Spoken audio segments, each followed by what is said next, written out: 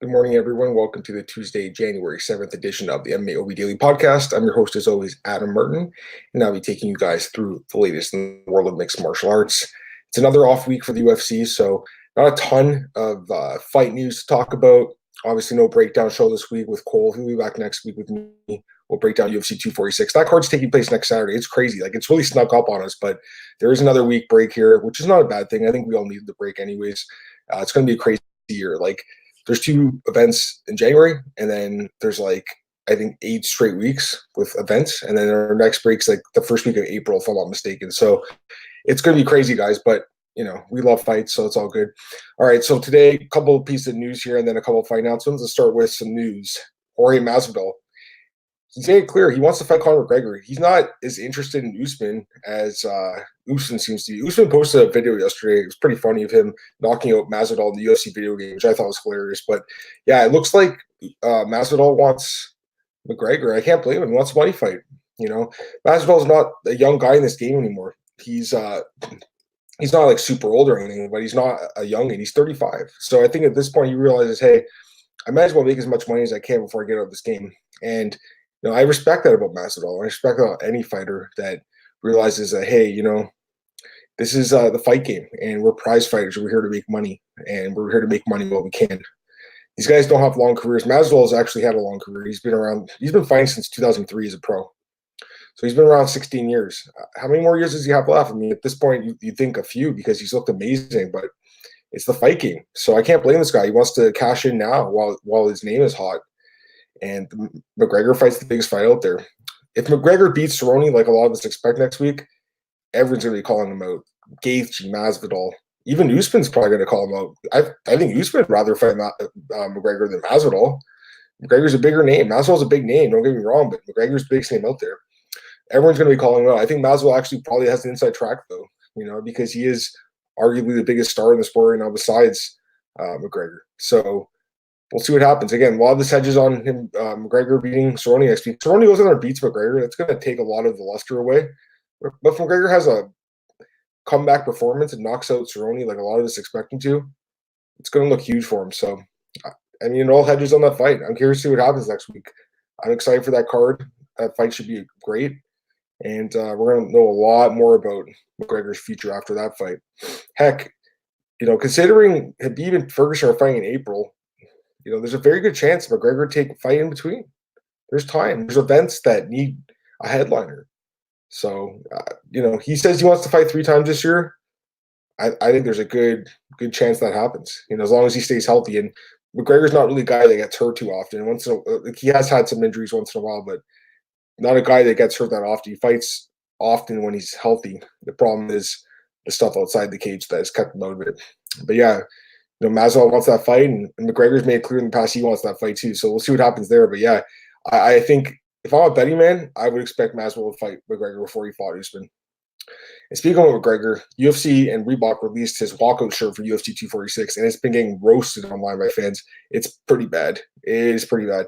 And, as soon as the Reebok deal was announced a few years ago, I didn't like it because I think it really took away personality for a lot of fighters. I loved when guys used to walk out to Bad Boy. I'm a huge fan of Bad Boys. You guys know. You can see. I mean, Will, my friend, owns the company, and even before Will owned Bad Boy, I was wearing their clothing. When I used to train, I used to wear their clothing. I used to, love their shirts. I remember when I had my smoker back in 2014. Well, it's been a long time, but yeah, I talked to the guys at Bad Boy. They sent me a pair of Gustafson's shorts because I was like, "Can I buy these?" Right? They're like, "Well, we'll send you a pair, his backup pair for the Matyshenko fight." I think that was at UFC 2. That was at UFC 141. I think. Is that the one, the Lesnar and Overeem card? Yeah, UFC 141. Okay, my memory served me right there. Yeah, and on that card, Gustafsson knocked out Matyshenko, and Bad Boy sent me the backup shorts that he didn't wear that night, and I wore them for my smoke. Right, and that didn't go too well, but that was a long time. Good memories. But yeah, I feel like the Reebok deal really took away a lot of the personality of the fighters because, again, you think of guys like Chuck Liddell with the Iceman shorts. That's synonymous with him. Or T. Ortiz with the Flame shorts. That's synonymous with him. So once they got rid of it, even Bad Boy stuff like Anderson Silva, remember the Bumblebee shorts or Shogun with the white little tight shorts. these were synonymous with these fighters. So once they got rid of that and made it Reebok made it cookie cutter, I never liked that. I understand UFC wants to, they wanted to sell themselves to a bigger company in Endeavor, WMEING, whatever you want to call it, and they bought it. And part of that was the fact they had a clothing deal. But man, the walkout shirts are bad, and this one was really bad too. So really no surprise there. But yeah, it's getting roasted online. I mean, I don't know anyone who would buy that shirt and want to wear it. It looks terrible. Let's switch gears here. USADA, they recently announced a new marijuana testing method. They're going to do oral fluid test, and this should cut back on bad or negative testing that comes from like a past and previous use of marijuana. So like if a guy smoked weed a month ago, he won't get caught now because he shouldn't be getting caught because it's not banned in competition. It's banned out. It's not banned out of competition. It's banned in competition. Like you can't smoke up like the night of a fight or like an hour before a fight. But if you smoke like, a week or a month before, like that doesn't affect you in a fight, So finally, it looks like they're changing this. I mean, I feel bad for guys like Nick Diaz who were getting, tested like crazy back in the day and he was suspended multiple times. I'm not 100% sure when Nick smoked or whatever. I doubt it was like right before, if it's possible. I doubt it. I feel like it was, metabolite through system. Like, remember Pat Healy? Pat Healy is the poster boy for this because he had smoked a joint. I remember I felt so bad for Pat Healy. He smoked a joint at like a get together with his high school friends or something like that, like a month before his fight with Jim Miller back at UFC 159. He won fight of the night and he won, I believe, submission that night as well. And yeah, he did get a double bonus that night, and the UFC took it away from him because he failed his drug test for marijuana, and he lost $100,000 that night. I felt so bad for him, and he ended up losing 4 fights after that got caught. His career was never the same. And Pat's a really good guy too, so that was awful, and it's just hard to see that happen to fighters. So I'm really glad that USADA is actually making an effort to change that test, and hopefully this oral fluid test goes a long way to helping these guys just avoid these stupid suspensions for stuff that really doesn't matter. Like if you smoke a joint a month before a fight or a week before a fight or heck, a few days before, that doesn't change, how you're going to fight. So I don't believe it's a PED at all. And, some fighters have made the argument that, if you're smoking in training camp, it could help with your, pain relief and stuff. Like there is that argument, I guess, but I personally don't agree with that. And I don't think it's a PED at all. Switching gears here, Bellator has made another signing here. Jordan Meehan is headed to Bellator, and Aaron Bronster, my buddy, broke that news. And it's funny because I was talking to someone the other day about like Jordan Meehan. I'm like, what happened to Jordan Meehan? He hasn't fought in a while, and he signed with Bellator. So I like this signing for Bellator. I mean, listen, Jordan Meehan, first off, he was one of my favorite fighters coming up because he was a Canadian regional scene guy. I remember watching him.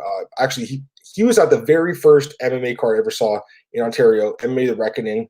That was the very first card here in my home province. He fought Josh Burkman on that card. He won a decision. And also on that card, Misha Serkinov fought on that card. A couple of UFC guys fought on that card, like Jason Young. He fought in the UFC for a while. He was on that card. So yeah, I've known about Jordan Meehan for years. And actually, he fought Rory McDonald in his MMA debut back in 2006 and when he was 16 years old, and he lost by submission.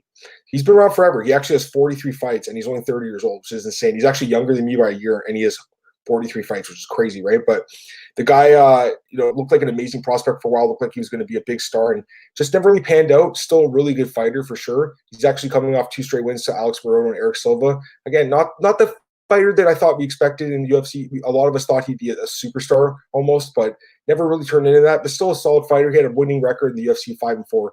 A winning record in the UFC does mean something, so that's solid. Again, some of his losses are fights that he could have won. Like the Thiago Alves fight, he was winning that whole fight and got kicked in the body and lost. It was crazy, right? That was 5 years ago, which is nuts. Time flies, right? But yeah, I'm still a big fan of Jordan Meehan, and Bellator, I think it's a good spot for him. He's not going to fight the killers he was fighting in the UFC for the most part, but there are obviously some big fights for him still in Bellator. I doubt they'll throw him in the fire with, it's a top guy in his first fight. He'll probably get like a layup fight if I had to guess, but don't be surprised if he does get matched up with a guy like Michael Page or even Paul Daly. Or Lawrence Larkin, former Strikeforce guy. Scott Coker knows Jordan Meehan from the Strikeforce days, and he'll match him up accordingly. But I do feel like they want to build his confidence back up a bit, and I expect him to fight maybe someone, honestly, a lot of us haven't heard of in his first fight in Bellator, but it won't be long until he's fighting those kind of guys like Paul Daly. I think that's a really good fight for both guys. I think it'd be a fun one. So we'll see what happens here, but I like the signing. I think it's a good deal here between both sides, both parties. And, again, he signed with the UFC. He had high hopes. A lot of us did. We all thought he would honestly be a star in the sport, and he just never turned in that, but still a decent fighter for sure. All right, a couple fight announcements, and I'll get out of here. UFC Rio Rancho gets a really fun welterweight fight between Tim Means and Ramazan and Emeev. I like this fight a lot. This is a fun one. You guys know Tim Means. Speaking of Jordan Means, he's one of my favorites. Tim Means is another guy I've loved forever, and he's very dangerous guy. Obviously, good striking, good ground game, very dangerous. Coming off a really nice win over Thiago Alves, who I just mentioned a few minutes ago by submission last month at UFC Washington D.C. He did have that knockout loss to Nico Price earlier last year, but bounced back really nicely. And he takes on Ramazan and Emeev here, who is actually coming off a loss to Anthony Rocco Martin, which was a bit surprising for some of us. I thought he would win that fight, but he ended up losing, which snapped a 7-fight win streak, but still a 3-1 record in the UFC, so a winning record. The guy's very dangerous. I'd like to say I favor Tim Means in here, but Emeev is still a good fighter, so very close fight for sure. I think Means fighting close to home should help him. He's fighting in New Mexico, so that should help him, but definitely an interesting fight. And the other fight here is actually in Bellator 238. It's a really, really nice featherweight bout between Henry Corrales and Juan Archuleta. I like this fight a lot. Corrales coming off the loss to Darren Caldwell in the opening round of the featherweight Grand Prix that snapped a 5-fight win streak, but you can't forget that knockout win he had against Aaron Pico last year. It was a really good win. He also has some other good wins there, like Noed Laha, Cody Bollinger, 4 UFC fighters, or Ultimate Fighter, I guess, in Bollinger's case, but still decent wins. And then Juan Archuleta is coming off the loss to Pitbull, which obviously, he didn't want to lose that fight, which snapped, and it was a huge win streak. I think he had like a 15-fight win streak or something crazy. Anyways, he ended up losing that fight, but still obviously a top guy in that division. So very close fight. I think you have to fear Archuleta, though, just because of the record, 23-2. I mean, that says something. Corrales' record isn't as good, but he's still a very dangerous guy. Very, very fun fight, though. And that card actually has a couple other fights that I haven't had time to talk about. Like Sergio Pettis is fighting on that card, and he's fighting someone named what's his name, Alfred Kasakian, who actually was on Dana White's Contender Series, and he was knocked out by Sean O'Malley on that card on the Contender Series. So that's someone that's kind of a name, I guess, that I think Bellator expects Sergio Pettis to beat. That's a bantamweight fight, by the way. Also, Raymond Daniels comes back on that card and competes in MMA against Jason King. Raymond Daniels, obviously a very well-accomplished kickboxer, and also married to Colby Northcutt, who is Sage Northcutt's sister. And as well on that card, Dylan Danis against Keegan Genrich. I've never heard of this guy. I'm assuming that Bellator wants Danis to win. Danis is probably going to beat this guy and then talk a lot of smack to guys like Kamaru Usman and stuff. This guy's annoying. And then also, of course, you got Bud versus Cyborg and Caldwell versus Borgs on that card. And you got Aaron Pico, Connie Gracie, AJ Aguirre, and Curtis Millinder's in that card too. So that card's looking really, really good.